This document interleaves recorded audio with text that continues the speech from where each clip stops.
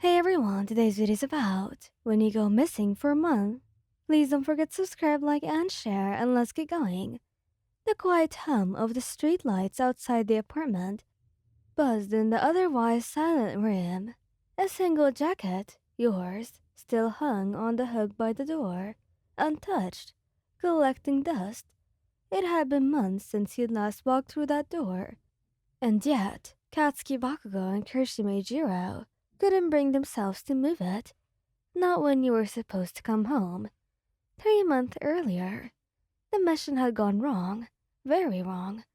1 second you were right there, running alongside your team, and the next you were gone.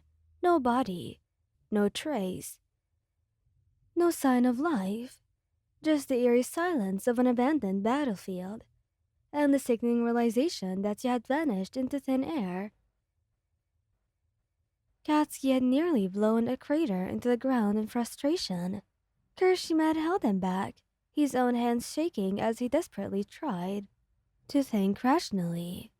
The agency launched an immediate search, but days turned into weeks, and weeks into months. You were gone, and they were breaking. Now, Kirishima sat at the kitchen table, idly running his fingers over the rim of a glass of water. He hadn't touched it in the past hour. His crimson eyes flickered toward the doorway, where Bakugo stood, arms crossed, shoulders tense. His face was set in its usual scowl, but Kiri knew better. He could see the exhaustion in those ruby-red eyes, the weight of sleepless nights and empty hopes pressing down on him. I was thinking, Kirishima said, breaking the heavy silence. Maybe you should, take a break from the search today. Just for a little while. Bakugo's jaw clenched. The hell are you saying, Chidihara? Kiri sighed, rubbing his face. I just mean, we're running ourselves into the ground. We need to keep going, yes, but we also need to be alive when we find them, you know? The air grew thick between them. Bakugo didn't answer right away. He just stared at the floor, fists tightening at his sides. Are you saying we just give up? His voice was low, dangerous. Kiri shook his head immediately. No way. Just take a breath. We'll find them. I know we will. Bakugo sighed, turning towards the window. His voice was quieter now. Yeah, we better. The room fell into silence again, and then a knock at the door. Both of them stiffened.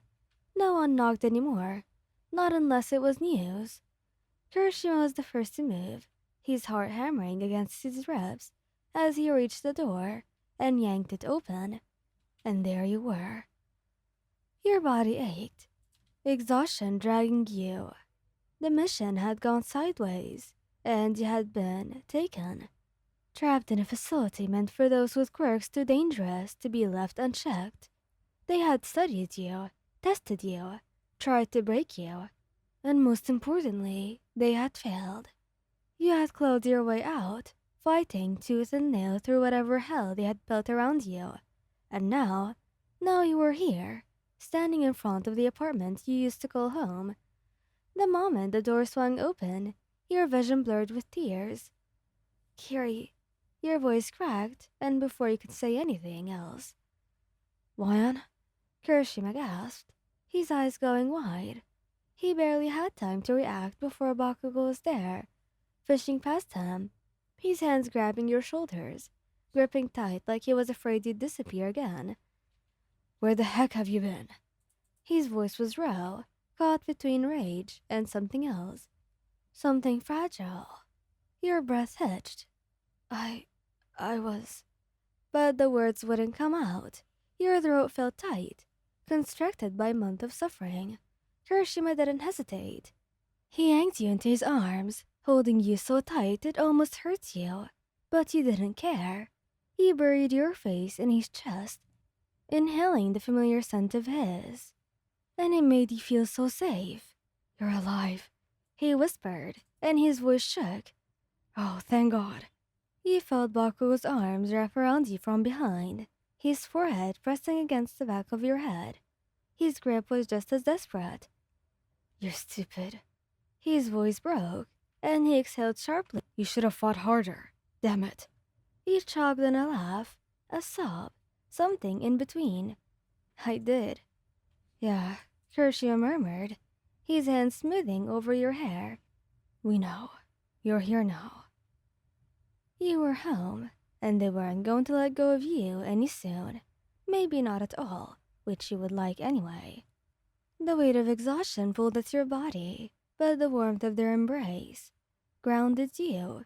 For a month, you had dreamed of this, of the moments you would see them again, feel their touch, hear their voices, and now that you were here, it didn't feel real at all. Your legs trembled, barely holding you up, but neither of them let go. Bakugo's grip on your shoulders was firm, almost bruising, like he was making sure that you wouldn't slip away again.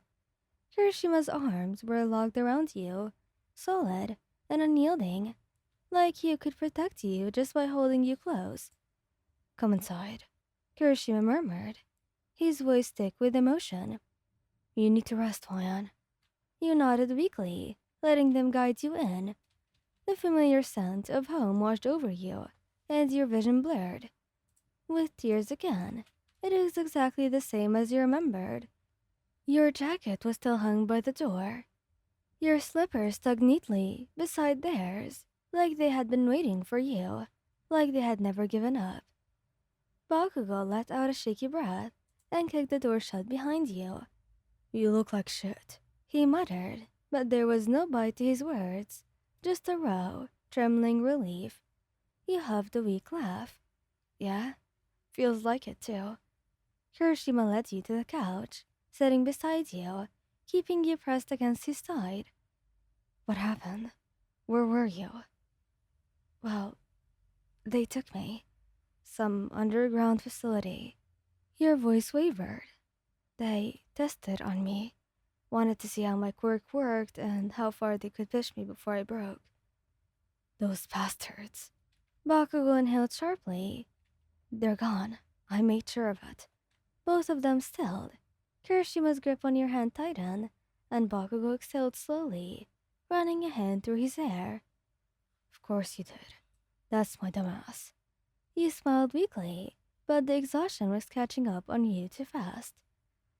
"Hey, you should rest. You're safe now. You don't have to fight anymore." Safe. The word wrapped around you like a warm blanket. Bakugo sat on the other side of you, leaning forward, with his elbows on his knees.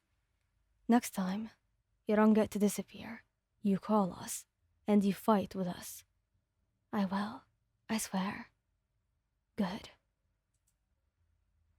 You let your eyes close, surrounded by their warmth, their presence. You had been lost, you had suffered, but now you were home. Thank you guys for listening. I hope you liked this video. Please don't forget to subscribe, like, and share, and goodbye.